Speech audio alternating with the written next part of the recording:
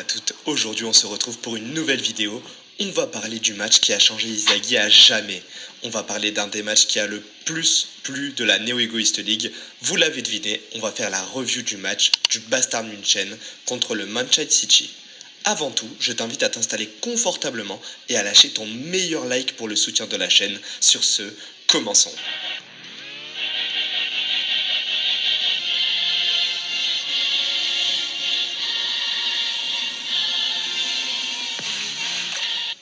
Le match commence avec les retrouvailles entre Inzaghi et le duo Réo et Nagui qui se sont pris un pic par Inzaghi. Mais ces deux-là ne se laissent pas faire.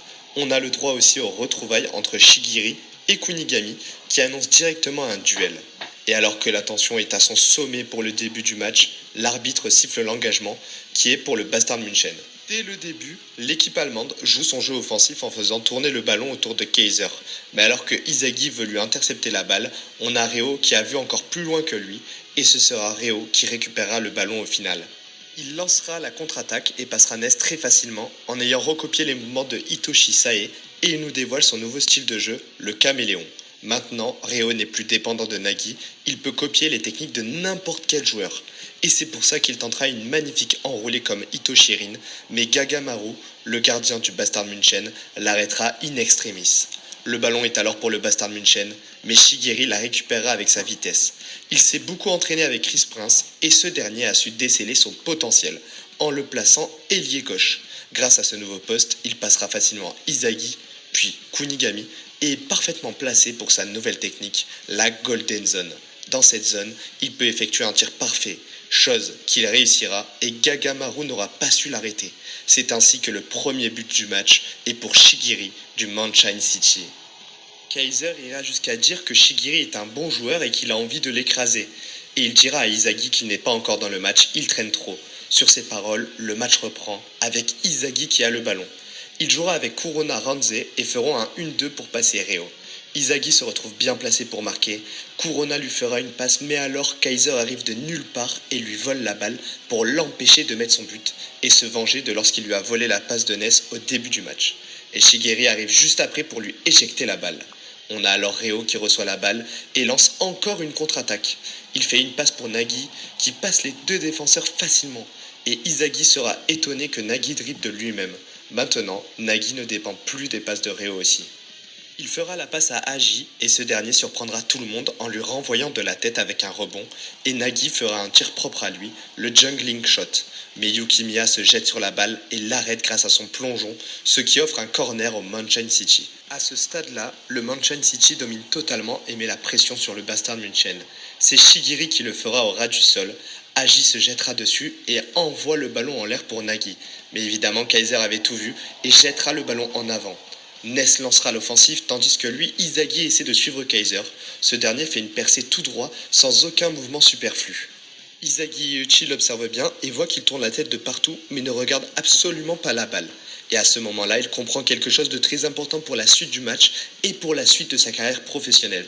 Mais alors que toute l'équipe du Manchester City est devant les cages, Kaiser décide de tirer avec son Kaiser Impact et le ballon transpercera la défense, marquant le premier but du Bayern München et offrant l'égalité à son équipe. Inzaghi se refait la scène et essaye de comprendre comment Kaiser a pu marquer un tel but. Il utilise le corps humain pour ça, et notamment les yeux, qui ont plusieurs types de vision. Il y en a deux principales, la vision périphérique et la vision centrale. Et il comprend que Kaiser accumule constamment des informations avec sa vision périphérique pour faire des calculs. Pour faire simple, il ne voit pas le même terrain que tout le monde. Il voit un terrain avec une dimension supplémentaire, comme s'il était au-dessus, et analyse chaque fait et geste pour deviner le futur, un peu comme une partie d'échecs, où tu analyses les mouvements adverses, mais aussi les tiens, pour deviner les prochains mouvements. Alors, Inzaghi se dit que si lui aussi obtient cette métavision, il deviendra un dieu et pourra même battre le monde entier avec la combinaison de la métavision et sa reprise de volée. Il annoncera même à Kaiser qu'il va l'écraser durant ce match, et sur ces paroles, le match reprend. Inzaghi fait attention à tous les joueurs sur le terrain et calcule les prochains mouvements. Grâce à ça, il volera la balle à Nagui de justesse et dira que sa créativité est un jeu d'enfant. Même Yorio qui est sur le banc est impressionné. Et Inzaghi dira à Corona de le suivre comme d'habitude, ils passeront la défense assez facilement avec leur duo. Izagi se servira même de Kunigami pour feinter l'équipe adverse et Kurona lui enverra le ballon seul face aux cages. Mais encore une fois, Kaiser apparaît devant lui pour bloquer carrément son tir comme un défenseur du Manchester City. Izagi tentera sa chance quand même, mais à cause de lui, Kunigami interviendra pour lui voler le but et passer maintenant sur un score de 2-1 pour le Bastard München. Izagi analyse cette action et comprend un peu plus la métavision. Il comprend aussi que lors du match U20, Sae avait utilisé aussi la métavision, mais en pleine réflexion, on le voit perdre l'équilibre. Et oui, malgré le fait que cette technique soit très efficace, elle n'en reste pas moins épuisante. Puis on a Reo qui est en train de voir Izagi devenir incroyablement fort et se refait la séparation dans sa tête avec Nagi. Mais il se dit que Nagi n'y est pour rien, celui qui doit changer, c'est lui. Il veut prouver au monde entier sa valeur en tant que footballeur, mais d'un coup, on a Nagi qui vient faire la discussion à Reo et lui dit qu'il n'a besoin de lui actuellement pour battre Izagi. Pour la première fois du manga, les rôles sont inversés, ce n'est pas Reo qui demande à Nagi de l'aide, mais bien l'inverse. Au début, Reo refuse la proposition. Il ne veut pas céder aux caprices de Nagi, mais ce dernier lui fait comprendre que s'il ne s'allie pas, ils ne pourront pas battre Izagi. Et là pour le coup, Reo accepte, et on va avoir le droit au retour du duo incroyable. À ce moment, le score est de 2-1 pour le Bastard München, et tout le monde se demande si le Bastard München va marquer le dernier but, ou alors si le Manchester City va réussir à retourner la situation à leur avantage. Et c'est là que le match reprend avec la balle pour Agi, qui se retrouve vite bloqué face à Kunigami. Mais Shigiri vient l'aider en demandant un 1-2, sauf que Kaiser et Izagi l'ont tous les deux vu venir et se sont rentrés dedans, laissant la balle à Reo. Ness essaiera de la récupérer, mais il fera la passe à Nagi et ces deux-là feront un enchaînement de passes et de dribbles pour passer leur adversaire. Même Izagi sera surpris de voir Nagi et Reo jouer ensemble et il se dit qu'il doit les arrêter avec la métavision. Et alors qu'on a Reo qui fait une passe décisive pour Nagi, ce dernier se retrouve face aux cages, mais il n'est pas seul. Devant lui, il y a Izagi et Kaiser, tous les deux prêts à tout donner pour l'arrêter. Mais Nagi fera la passe en arrière à Reo qui le connaît mieux que quiconque et sait où il va aller. Nagi et Izagi se ruent sur la balle. Et Nagi fait ce qu'il sait faire de mieux. Il amortit la balle et se prépare à tirer. Cependant, c'était une feinte et Izagi tombera dedans. Mais l'action n'est pas finie, il veut alors la bloquer de la tête, sauf que Nagi fera une seconde feinte d'affilée. Kaiser se ruera dessus, mais Nagi tend encore un piège et là, il évitera encore Izagi qui a tenté encore une fois de se jeter en lui tournant le dos pour lâcher le meilleur tir de sa carrière, le 5-step revolver fake qui finira directement dans les cages du Bastard München. Et grâce à ce but, non seulement le Manchester City a égalisé au score, mais en plus de ça, on a officiellement le retour du duo Reo et Nagi en match. Il a alors pour la première fois gagné contre son rival Izagi.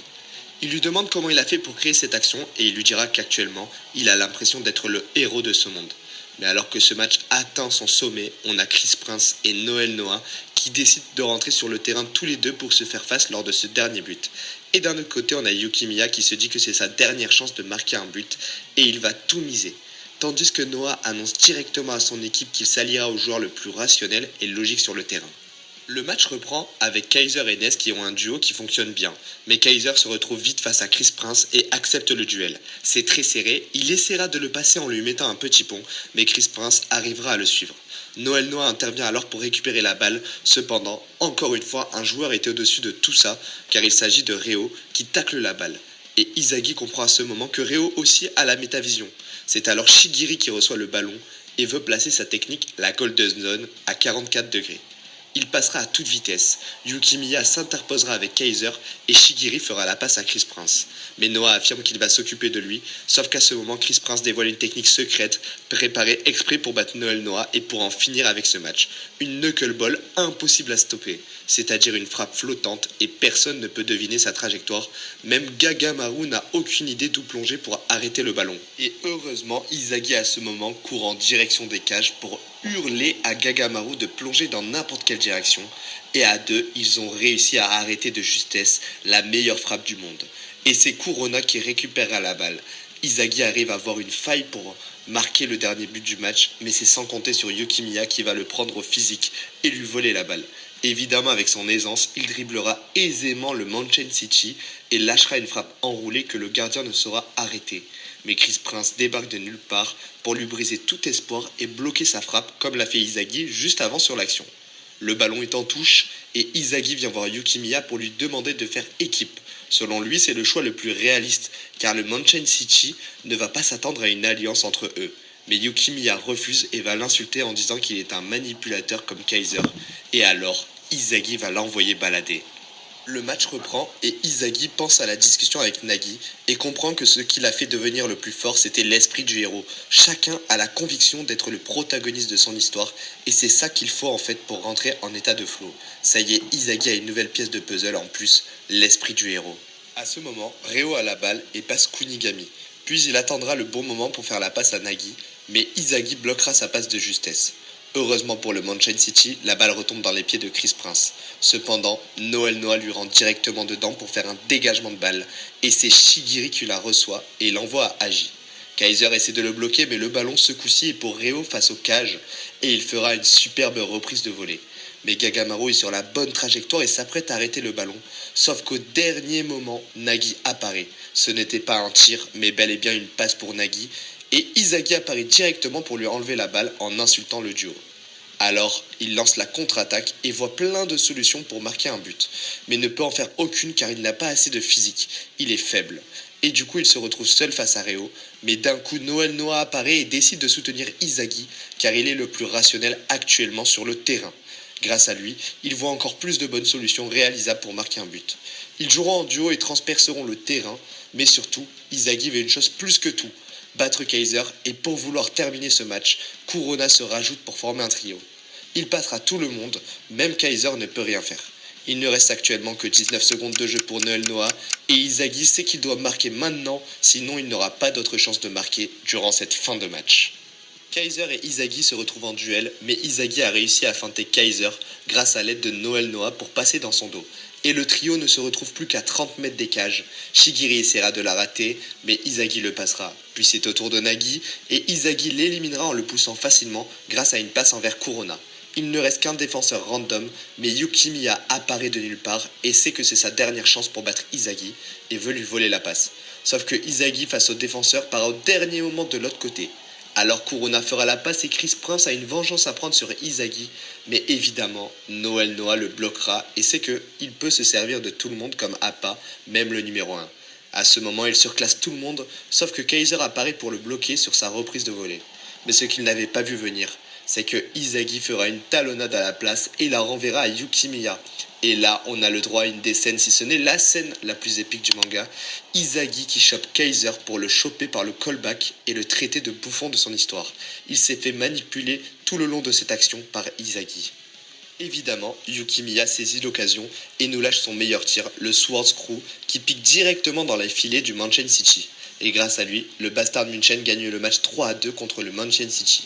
Suite à ce but, Kaiser ira voir Izagi et lui dira que ce coup-ci, sa pensée l'a surpassé, mais il reste des attaquants et le prochain match se décidera à celui qui marque le plus de buts. Sauf que là, Izagi ne répond pas du tout et tombe sous le coup de la redescente. Et c'est ainsi que le match se finit, avec un Izagi qui a absolument tout donné pour battre Kaiser. Voilà l'équipe, cette vidéo est terminée, dites-moi ce que vous en avez pensé en commentaire, et surtout dites-moi si vous voulez que je fasse la review du match entre le Bastard München et le Ubbers. Évidemment, je vous invite à vous abonner pour le soutien de la chaîne. Sur ce, à la prochaine.